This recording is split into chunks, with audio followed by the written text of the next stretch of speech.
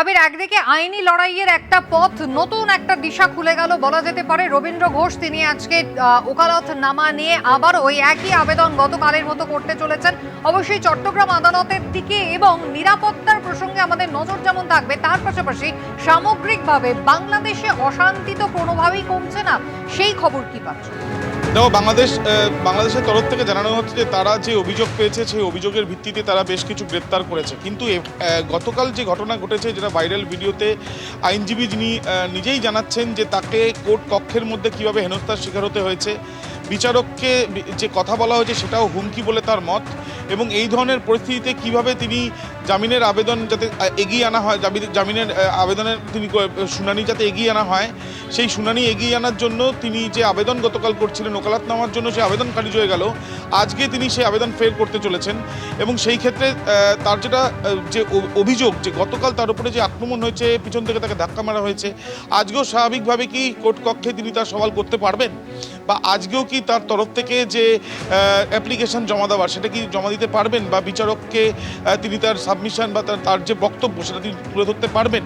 যদি এটা না হয় তাকে গতকালের মতন, তাহলে কিন্তু বলাই যায় যে বিচার প্রক্রিয়া কোনোরকমভাবে প্রভাবিত করার একটা চেষ্টা চালাতে পারে সেখানে থাকা বেশ কয়েকজন।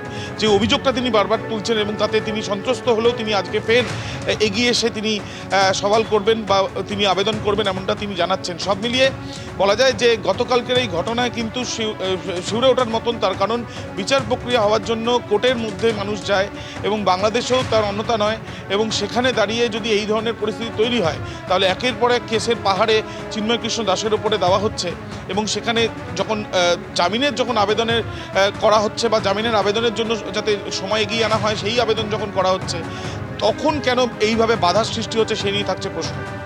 ধন্যবাদ।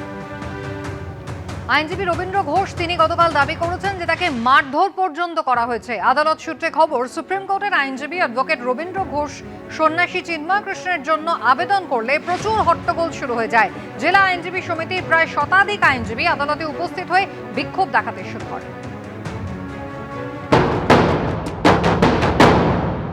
যদি আজকে পুলিশ প্রশাসন না থাকতো তাহলে তো আজকে আমি মনে হচ্ছে আমার জীবন এখানে শেষ ফুরিয়ে যেত। আমি আক্রমণের শিকার হয়েছি ভিতরে, যখন আমি ছিলেন আমাকে একটা ঘুষি মেরেছে, এটা তো আক্রমণ। আচ্ছা, শুধু শারীরিকভাবে আক্রমণ নয়, শুধু আমাকে মৌখিকভাবেও আক্রমণ করেছে ডিউ টু রিলিজিয়াস ফেথ। আমি বলবো এটা আমার ধর্মীয় কারণে এই হামলাটা হচ্ছে। That should be stop in our country, আমি মনে করি।